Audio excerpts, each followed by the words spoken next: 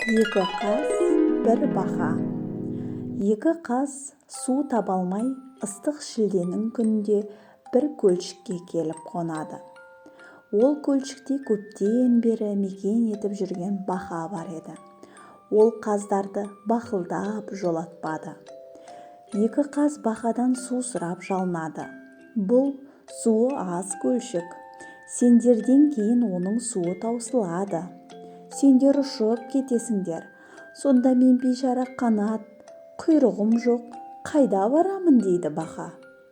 Қаздар болса, егер де осы көлшіктің суы таусылатын болса, біз сені жақсы көлге апарамыз дейді.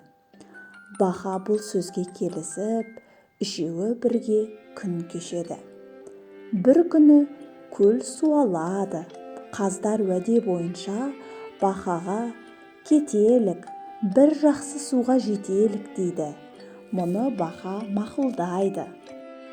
Екі қаз бір ұзын ағашты алып, бақаға ортасынан тістетіп, аузыңды ашпай, ағашты тістеп тұра бер дейді.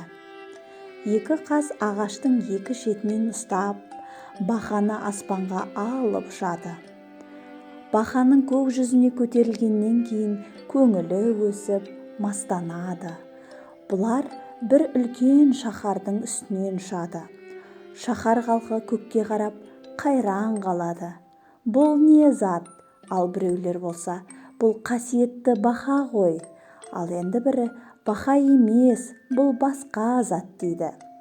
Жұрттың таңданысын көрген бақа мақтанып, атымды айтпай кім екенімді білдірмей кеткенім болмас деген оймен, бұл мен бақамын деп аузын ашқаны сол еді, жерге қарай құлдилап, ат базардың ортасына тарс етіп құлап түседі.